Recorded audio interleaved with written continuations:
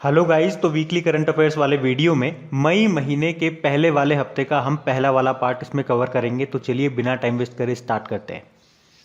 तो हमारा पहला प्रश्न है कि हाल ही में स्वचालित यानी कि सेल्फ ड्राइविंग कारों के उपयोग को मंजूरी देने वाला पहला देश कौन सा बना है? तो आंसर होगा ब्रिटेन। तो ब्रिटेन मोटरवे पर सेल्फ ड्राइविंग कारों की अनुमति देने वाला विश्व का पहला देश बन गया है। सेल्फ ड्राइविंग कार यानी कि जो बिना ड्राइवर के चलेगी, इसे स्वायत्त वाहन या ड्राइवर रहित कार भी आप कह सकते हो या रोबो कार भी आप इसे कह सकते हो। तो मतलब ये एक ऐसा व्हीकल है जो अपने पर्यावरण के प्रति संवेदनशील है। और सेल्फ ड्राइविंग कार की स्पीड लिमिटेड होगी 60 किलोमीटर पर आवर। और इसमें सेंसर लगे होते हैं बेसिकली, जो सड़क दुर्घटनाएं भी इससे कम होती है। और मुख्य रूप से ये जो कार है बुजुर्गों के लिए काफ़ी फायदेमंद होती है। और इसको मंजूरी देने वाला पहला देश बन गया ब्रिटेन, जिसकी कैपिटल लंदन है। और लंदन में ही अंतर्राष्ट्रीय समुद्री संगठन का हेडक्वार्टर आपको मिल जाएगा। एमनेस्टी इंटरनेशनल का हेडक्वार्टर आपको यहाँ पे मिल जाएगा। यहाँ की करेंसी पाउंड स्टर्लिंग है और प्रधानमंत्री हैं बोरिस जॉनसन। फिर बताइए, हाल ही में बजाज ऑटो के नए अध्यक्ष के रूप में किसे नियुक्त किया गया? तो आंसर होगा नीरज बजाज को। और ये किनकी जगह लेंगे? इनके पिता राहुल बजाज की ये जगह लेंगे, जिन्होंने अभी अपने पद से इस्तीफा दे दिया। बाकी अरुण रस्ते, ये national commodity and derivatives exchange limited के एमडी सीईओ बने थे। एस रमन आप जानते ही हो, सिडबी के ये नए अध्यक्ष बने हैं। फिर बताइए, हाल ही में नाटो ने डिफेंडर यूरोप 2021 अभ्यास ये कहाँ पे शुरू किया? तो आंसर होगा अल्बानिया। नाटो मतलब क्या होता है? North Atlantic Treaty Organization. और इसने यूएसए और दूसरे देशों के हजारों सैन्य बलों के साथ मिलकर के अल्बानिया में संयुक्त सैन्य अभ्यास शुरू किया, जिसका नाम है डिफेंडर यूरोप 21। देखो, नाटो की बात हुई है ना। नाटो मैंने आपको बताया नॉर्थ एटलांटिक ट्रीटी ऑर्गेनाइजेशन, जिसकी स्थापना होती है 1949 में। हेडक्वार्टर आप याद रख लो, एग्जाम में कई बार पूछा जाता है डायरेक्ट। ब्रुसेल बेल्जियम में है। इसके सेक्रेटरी जनरल कौन है? Jens Stoltenberg. और ये हुआ अभ्यास कहाँ पे? अल्बानिया देश में। अल्बानिया की कैपिटल क्या है? तिराना है। करेंसी है अल्बानियन लेक। बाकी आप जानते हो, गाम्बिया ये अफ्रीकी महाद्वीप का एक देश है। और अभी आंख का एक रोग होता है ट्रेकोमा, उसे समाप्त करने वाला ये दूसरा अफ्रीकी देश बना। और दुबई में आप जानते हो 2021 में एशियन बॉक्सिंग चैंपियनशिप आयोजित की जाएगी। अभी सऊदी अरब से क्या याद आता है आपको? कि अपने पाठ्यक्रम में, अपने कैरिकुलम में महाभारत और रामायण को इसने शामिल किया है। फिर बताइए, माइकल कॉलिंस का निधन हो गया, ये किस क्षेत्र से जुड़े हुए थे? तो आंसर होगा अंतरिक्ष विज्ञान। माइकल कॉलिंस, नाम सुना सुना लग रहा है। ये नासा के अपोलो 11 यान के पायलट थे, जिसके द्वारा नील आर्मस्ट्रॉन्ग को चंद्रमा पर ले जाया गया था। लेकिन अभी हाल ही में इनकी कैंसर के कारण मृत्यु हो गई। 90 वर्ष के थे ये। और मैंने आपको एक दो नाम और बताए थे, जैसे कि एक टीवी पत्रकार हैं रोहित सरदाना, उनका भी कोविड-19 के कारण निधन हो गया। वैसे 2017 के पहले तो ये जी न्यूज़ में थे, जहाँ पे उनका एक काफ़ी फेमस कार्यक्रम आता था ताल ठोक के करके। और 2017 के बाद ये आज तक में आ गए थे। और वहाँ पे भी इनका एक काफ़ी फेमस एक कार्यक्रम था दंगल नाम से। उसके अलावा उत्तर प्रदेश की एक शूटर दादी हैं, जिनका भी अभी निधन हो गया। और उनका एक्चुअल में नाम क्या था? चंद्रा तोमर। और उनके ऊपर कौन सी फिल्म बनी है? सांड की आंख। फिर बताइए, अभी किस राज्य सरकार ने ऑक्सीजन ऑन व्हील्स पहल को शुरू किया है? तो आंसर होगा हरियाणा सरकार ने। तो हरियाणा में करनाल जिला प्रशासन ने सरकारी और जो प्राइवेट अस्पताल हो गए उनमें मेडिकल ऑक्सीजन की निरंतर आपूर्ति यानी कि कॉन्टिन्यू सप्लाई को सुनिश्चित करने के लिए ये पहल शुरू की है। और इसमें होगा क्या? इसमें जैसे एक ट्रक हो गया, उसके अंदर 100 ऑक्सीजन के सिलेंडर रखे हुए होंगे। और जब भी किसी अस्पताल में ऑक्सीजन की रिक्वायरमेंट होगी, ये ट्रक वहाँ पे चले जाएंगे, ऑक्सीजन की सप्लाई कंटिन्यू रहेगी। उसी के लिए है ये पहल। और उन वाहनों का, उन ट्रकों का नाम क्या है? ऑक्सीजन बैंक है। ये भी आप ध्यान रख सकते हो। अच्छा, यहीं से एक पॉइंट मैं आपको लिंक करके याद करा दूं। अभी जो महिंद्रा ग्रुप के चेयरमैन है कौन? आनंद महिंद्रा। उन्होंने भी देश में ऑक्सीजन की कमी को कम करने के लिए ऑक्सीजन ऑन व्हील्स नाम से एक पहल शुरू की है। और उन्होंने इस काम के लिए 70 बोलेरो पिकअप ट्रक लगाए हैं, जो कि क्या करेंगे? जो ऑक्सीजन प्लांट होगा वहां से ऑक्सीजन को लेकर के जाएंगे अस्पतालों में। और मुख्य रूप से उनकी ये जो पहल है, ये महाराष्ट्र में ऑक्सीजन की कमी को कम करने में मदद करेगी। अब यहाँ तो बात हो रही है हरियाणा की। हरियाणा की कैपिटल चंडीगढ़ होती है। मुख्यमंत्री है मनोहर लाल खट्टर। गवर्नर कौन है? सत्यदेव नारायण आर्य है। अच्छा, हरियाणा का स्टेट एनिमल क्या है? ब्लैक बक, काला हिरण जिसे कहते हैं। और राजकीय पक्षी है काला तीतर। राजकीय फूल है कमल का और राजकीय पेड़ है पीपल का। वैसे आपको बता दूं, उत्तर प्रदेश ने 2021 का ई पंचायत पुरस्कार जीता और कुछ समय पहले कोरोना के दौरान उत्कृष्ट कार्यों के लिए देहरादून को स्मॉल सिटी अवार्ड 2021 से सम्मानित किया गया था और तमिलनाडु के सेलम में एशिया का सबसे बड़ा मवेशी पार्क का उद्घाटन किया गया। फिर बताइए, विश्व का सबसे शक्तिशाली मौसम जलवायु पूर्वानुमान सुपर कंप्यूटर किस देश में बनाया जाएगा? तो आंसर होगा यूके, यूनाइटेड किंगडम। तो मौसम और जलवायु परिवर्तन के पूर्वानुमान के लिए दुनिया के सबसे शक्तिशाली सुपर कंप्यूटर का निर्माण के लिए माइक्रोसॉफ्ट और मैट ऑफिस यूके ने समझौता किया है और ये जो सुपर कंप्यूटर है इसके 2022 तक चालू होने की संभावना है। तो ये जो सुपर कंप्यूटर होगा ये विषम मौसम पर सटीक चेतावनी प्रदान करेगा और देश में अत्यधिक तूफान, बाढ़ और बर्फ के प्रभाव से बचाने में मदद करेगा। सुपर कंप्यूटर से एक पॉइंट आपको याद रखना है, कुछ समय पहले टॉप 500 सुपर कंप्यूटर्स की जो लिस्ट आई थी उसमें टॉप पे रहा था जापान का सुपर कंप्यूटर और उसका नाम है फुगाकू। और उसी लिस्ट में भारत का जो एक सुपर कंप्यूटर है परम सिद्धि, वो 63 नंबर पे था। फिर बताइए, अभी डीआरडीओ ने पाइथन 5 मिसाइल का सफल परीक्षण किया था। ये किस प्रकार की मिसाइल है? एयर टू एयर मिसाइल है। तो अभी डीआरडीओ ने गोवा में, कहाँ पे? गोवा में 5वीं पीढ़ी की Python 5 short range air to air missile का सफल परीक्षण किया है। तो ये जो मिसाइल है ये भारत की स्वदेशी लाइट कॉम्बैट एयरक्राफ्ट तेजस की हवा से हवा में मार करने की क्षमता को बढ़ाएगी। और ये पाइथन 5 मिसाइल ये इजराइल के द्वारा निर्मित एक इंफ्रारेड गाइडेड मिसाइल है जिसकी रेंज कितनी है? 20 किलोमीटर। देखो, डीआरडीओ की स्थापना होती है 1958 में और इसके अध्यक्ष कौन है? जी सतीश रेड्डी है। अच्छा, फिर बताइए, पंजाब सरकार ने आशीर्वाद योजना के तहत राशि को बढ़ाकर कितना कर दिया? सहायता राशि को बढ़ाकर कितना कर दिया? तो आंसर होगा 51,000। तो इसमें पहले सहायता राशि कितनी थी? 21,000, अब उसे बढ़ा करके कर दिया 51,000। और एक्चुअल में इस योजना में ये दूसरी बार बढ़ोतरी की जा रही है। एक्चुअल में देखो, पहले ये योजना का नाम हुआ करता था शगुन योजना, फिर इसका नाम बदलकर आशीर्वाद योजना कर दिया गया और जब नाम बदला गया था तो उसकी राशि को 15,000 रुपये से बढ़ाकर 21,000 कर दिया गया था और अभी 51,000 कर दिया। वैसे है क्या ये योजना? तो इस योजना में पंजाब की जो सरकार है वो गरीब परिवार की बेटियों की शादी पर सहायता के रूप में उन्हें कुछ राशि देती है और वो जो अब राशि देगी वो कितनी हो चुकी है? 51,000। देखो, पंजाब की कैपिटल चंडीगढ़ है, मुख्यमंत्री हैं अमरिंदर सिंह और गवर्नर हैं वीपी सिंह बदनौर। अच्छा बताइए, अभी दुनिया का सबसे लंबा पैदल यात्री सस्पेंशन पुल ये कहां पे शुरू किया गया?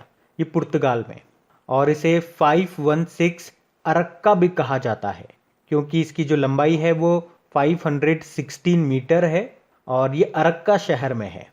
और किस नदी पर है? पाइवा नदी पर है। पुर्तगाल की जो कैपिटल है लिस्बन है, करेंसी यूरो है और यहाँ के प्रधानमंत्री हैं एंटोनियो कोस्टा और एक महान फुटबॉलर हैं क्रिस्टियानो रोनाल्डो, वो पुर्तगाल से ही हैं।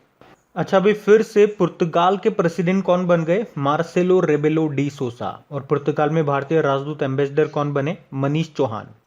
अच्छा बताइए, हाल ही में किस राज्य सरकार ने कोरोना वॉरियर्स योजना को शुरू किया? तो आंसर होगा मध्य प्रदेश ने। तो अभी मध्य प्रदेश सरकार ने कोरोना वॉरियर्स योजना को शुरू किया है। तो इसमें होगा क्या? तो जिन स्वास्थ्य कर्मियों की मौत कोरोना ड्यूटी के समय हो जाती है तो उनके परिवारों को जो राज्य सरकार है वो 50 लाख रुपए की सहायता देगी। मुख्यमंत्री हैं शिवराज सिंह चौहान और गवर्नर कौन है? आनंदीबेन पटेल है। चलिए कमेंट बॉक्स में टाइप करके बताइए अभी मध्य प्रदेश के नए चीफ जस्टिस कौन बने थे। फिर बताओ, एक्सिस बैंक के फिर से एमडी सीईओ कौन बन गए? तो आंसर होगा अमिताभ चौधरी। वैसे अभी यही है और अभी इन्हीं को अगले 3 सालों के लिए फिर से रीअपॉइंट कर दिया गया, अमिताभ चौधरी को। और एमडी सीईओ से आपको कुछ याद आता है क्या? अभी आरबीआई ने क्या कहा कि जो भी प्राइवेट बैंक हो गए, स्मॉल फाइनेंस बैंक हो गए, तो उनके जो एमडी सीईओ हैं या वोल टाइम डायरेक्टर हैं उनका जो कार्यकाल होगा टोटल 15 साल का होगा। 15 साल तक ही वो एमडी सीईओ या वोल टाइम डायरेक्टर रह सकते हैं। बाकी शरद गोकलानी ये एयू स्मॉल फाइनेंस बैंक के अध्यक्ष बने थे। विश्ववीर आहूजा आरबीएल बैंक के एमडी सीईओ बने और जेके शिवन धनलक्ष्मी बैंक के एमडी सीईओ बने। एक्सिस बैंक का हेडक्वार्टर आपको मिलेगा मुंबई में और इसकी टैगलाइन होती है बढ़ती का नाम जिंदगी। और गाइज अगर वीडियो आपको अच्छा लग रहा है तो प्लीज इसे लाइक करते हुए चलना। देखिए आप लोगों ने अभी लाइक किया है या नहीं किया है, नहीं किया है तो अभी इसको लाइक कर दीजिए, लास्ट तक आप लोग भूल जाओगे मैं कह रहा हूँ। और हाँ, इसे शेयर भी जरूर कर देना अपने दोस्तों के साथ में। और अगर आप में से कोई स्टूडेंट इस चैनल को फर्स्ट टाइम देख रहा है तो आप इस चैनल को सब्सक्राइब कर सकते हैं। सब्सक्राइब करने के बाद में पास में बेल आइकन को जरूर प्रेस कीजिएगा ताकि आगे के आपको नोटिफिकेशन मिलते रहें, ताकि आपसे कोई भी वीडियो मिस न हो। बेल आइकन को प्रेस करना जरूरी है। चलिए बढ़ते हैं आगे। अच्छा बताइए, अंतर्राष्ट्रीय श्रमिक दिवस ये कब मनाया गया? तो आंसर होगा 1 मई को। तो हर साल 1 मई को इंटरनेशनल लेबर डे के रूप में मनाया जाता है। और भारत में पहली बार इंटरनेशनल लेबर डे कहाँ मनाया गया था? चेन्नई मद्रास में, उस टाइम मद्रास था। और कब मनाया गया था? 1 मई 1923 1923 को। किसके द्वारा? लेबर किसान पार्टी के द्वारा। और ये इंटरनेशनल लेबर डे मनाया जाता है इंटरनेशनल लेबर ऑर्गेनाइजेशन के द्वारा, जिसकी स्थापना 1919 में हुई थी। और इसका हेडक्वार्टर मिलेगा आपको जेनेवा स्विट्जरलैंड में। इसके अध्यक्ष कौन है? गाय राइडर हैं। और इंटरनेशनल लेबर ऑर्गेनाइजेशन, इसको शांति का नोबेल पुरस्कार, पीस नोबेल प्राइज कब मिला था? 1969 में। वैसे आप ध्यान रखें 1 मई को किन राज्यों का स्थापना दिवस भी होता है? महाराष्ट्र और गुजरात का। फिर बताइए, टाइम पत्रिका के वर्ष 2021 की 100 सबसे प्रभावशाली कंपनियों की सूची में कितनी भारतीय कंपनियों को शामिल किया गया है? तो आंसर होगा 2 को। और वो 2 भारतीय कंपनियां कौन सी है? एक तो है रिलायंस जियो जो कि एक टेलीकॉम कंपनी है, और दूसरी है बायजूस जो कि एक ऑनलाइन एजुकेशन प्लेटफॉर्म है। देखो इसी से लिंक करके आपको कुछ याद दिलाऊं तो आपको याद होगा times person of the year 2020 किसे चुना गया था? बताओ। अमेरिका के जो नए प्रेसिडेंट बने हैं जो बाइडेन, उनको। और वहीं की जो पहली महिला उपराष्ट्रपति बनी है कमला हैरिस को। देखो जो बाइडेन तो 46 नंबर के प्रेसिडेंट है और कमला हैरिस 49 नंबर की डेप्यूटी प्रेसिडेंट बनी है, उपराष्ट्रपति बनी है। अच्छा सबसे इंपॉर्टेंट पॉइंट बताता हूं, अभी time kid of the year किसे चुना गया था? गीतांजलि राव को, ये याद रख लेना आप। अच्छा फिर बताइए, अभी हाल ही में भारत के पूर्व महान्यायवादी अटॉर्नी जनरल का निधन हो गया, उनका नाम क्या था? उनका नाम था सोली सोराबजी। अटॉर्नी जनरल ये केंद्र सरकार का सबसे बड़ा वकील होता है, या यूं कह दीजिए सुप्रीम कोर्ट में भारत सरकार का प्रतिनिधित्व करता है ये। और इसका उल्लेख है अनुच्छेद 76 में। अच्छा वैसे वर्तमान में भारत के अटॉर्नी जनरल कौन है? के वेणुगोपाल है। और इसी तरह से राज्य में होता है एडवोकेट जनरल। और संविधान के किस अनुच्छेद में इसका व्याख्यान है? तो अनुच्छेद 165। बाकी वनीता गुप्ता को आप याद रख सकते हो, भारतीय अमेरिकी हैं ये, और अभी ये एसोसिएट अटॉर्नी जनरल बनी थी वहां की। फिर बताइए, हाल ही में किस बैंक ने डिजिटल प्लेटफॉर्म मर्चेंट स्टैक को लॉन्च किया? तो आंसर होगा आईसीआईसीआई बैंक। तो इस मर्चेंट स्टैक के जरिए दुकानदारों को instant credit facility, zero balance current account और डिजिटल स्टोर मैनेजमेंट और भी कई प्रकार की वैल्यू एडेड सर्विसेज मिल सकेगी। और इसमें दुकानदार बिना पेपर वर्क के 25 लाख रुपए तक का ओवरड्राफ्ट ले सकेंगे। तो किस बैंक ने शुरू किया, किस बैंक ने लॉन्च किया ये डिजिटल प्लेटफॉर्म जिसका नाम है मर्चेंट स्टैक? आईसीआईसीआई बैंक ने। देखो आईसीआईसीआई बैंक का हेडक्वार्टर मुंबई में है और इसके एमडी सीईओ हैं संदीप बख्शी। इसकी टैगलाइन होती है हम है ना ख्याल आपका। फिर बताइए, किस भारतीय बीमा कंपनी ने वैश्विक स्तर पर सबसे मूल्यवान बीमा ब्रांडों की टॉप 10 सूची में जगह बनाई है? तो आंसर होगा एलआईसी ने। तो 2021 के लिए ब्रांड फाइनेंस इंश्योरेंस 100 की रिपोर्ट के अनुसार भारत में तो सबसे मूल्यवान और सबसे मजबूत बीमा कंपनी आपकी एलआईसी ही है। और विश्व में बात करेंगे तो ये तीसरी सबसे मजबूत और 10वीं सबसे मूल्यवान बीमा ब्रांड है एलआईसी। जबकि विश्व में सबसे मजबूत इंश्योरेंस ब्रांड है पोस्ट इटालियन इटली का, और सबसे मूल्यवान इंश्योरेंस ब्रांड है पिंग एंड इंश्योरेंस चाइना का। एलआईसी का हेडक्वार्टर मिलेगा मुंबई में, इसके चेयरमैन है एमआर कुमार। फिर बताइए, अभी हाल ही में किस भारतीय को जापान का Order of Rising Sun Gold and Silver Rays सम्मान से सम्मानित किया गया? तो आंसर होगा श्यामला गणेश को। तो 79 ईयर की बेंगलुरु टीचर हैं ये श्यामला गणेश। ये 4 दशकों से कर्नाटक में जापानी भाषा सिखा रही है और उसी कारण से उन्हें जापान ने Order of Rising Sun Gold and Silver Rays सम्मान से सम्मानित किया है। ये जो सम्मान है ना, ये उन लोगों को दिया जाता है जिन्होंने अंतर्राष्ट्रीय संबंधों, जापानी संस्कृति को बढ़ावा देने और अपने क्षेत्र में प्रगति या पर्यावरण के संरक्षण में उपलब्धियां हासिल की हो। बाकी मैं आपको बता दूं, अनामिका का नाम हिंदी भाषा का साहित्य अकादमी पुरस्कार 2020 जीता था इन्होंने। अपने उपन्यास टोकरी में दिगंत थेरी गाथा के लिए। और डॉक्टर शीला केनी राष्ट्रीय फ्लोरेंस नाइटिंगेल पुरस्कार 2020 जीता, जबकि शुभ्रा शर्मा युवा वैज्ञानिक पुरस्कार 2020 इन्होंने जीता था। फिर बताइए, हाल ही में किस भारतीय को Order of the Rising Sun Gold and Silver Star से सम्मानित किया गया? तो आंसर होगा नृपेंद्र मिश्रा को। इससे पीछे वाले प्रश्न में हमने क्या पढ़ा था? Order of the Rising Sun Gold and Silver Rays सम्मान, और यहां पर है Order of Rising Sun Gold and Silver Star सम्मान। और नृपेंद्र मिश्रा आप जानते हो प्रधानमंत्री नरेंद्र मोदी के पूर्व प्रधान सचिव थे ये, और इन्हीं को जापान की सरकार ने 2021 के Order of Rising Sun Gold and Silver Star से सम्मानित किया है। ये जापान का सर्वोच्च विदेशी सम्मान है, और उन्हें ये सम्मान जापान और भारत के बीच आर्थिक संबंधों को मजबूत करने में उन्होंने जो योगदान किया है उसके लिए दिया गया है। तो ये नाम भी ध्यान रखना। बाकी कृति करंत बड़ा इंपॉर्टेंट नाम है। वाइल्ड इनोवेटर अवार्ड पाने वाली ये पहली भारतीय महिला बनी थी। गुनीत मोंगा फ्रांस का दूसरा सबसे बड़ा सिविलियन अवार्ड इनको मिला था। Night of the order of arts and letters उसको कहते हैं। रुमाना सिन्हा सहगल नेल्सन मंडेला विश्व मानवतावादी पुरस्कार 2021 इन्होंने जीता था। अच्छा बताइए, अभी किसने स्वास्थ्य और आरोग्य योजनाएं शुरू की है? तो आंसर होगा सिडबी ने। तो अभी सिडबी ने एमएसएमई सेक्टर्स यानी कि माइक्रो स्मॉल मीडियम एंटरप्राइजेस को आवश्यक वित्तीय सहायता प्रदान करने के लिए स्वास्थ्य और आरोग्य योजनाओं को शुरू किया है। तो इसमें एमएसएमईज को 2 करोड़ रुपए तक का लोन दिया जाएगा, वो भी बहुत कम ब्याज दर पे।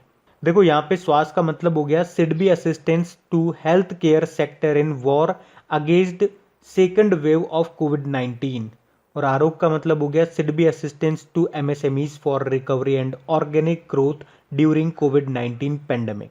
सिडबी की बात कर लें, small industries development bank of India इसकी फुल फॉर्म हो गई।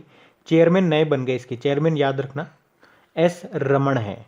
एस रमण से एक नाम आप याद रख सकते हो, एनवी रमणा का, जो कि हमारे नए चीफ जस्टिस ऑफ इंडिया बने हैं 48th नंबर के। और 48th का आधा कितना होता है? 24 होता है। 24 नंबर के अभी क्या बने हैं, कौन बने हैं?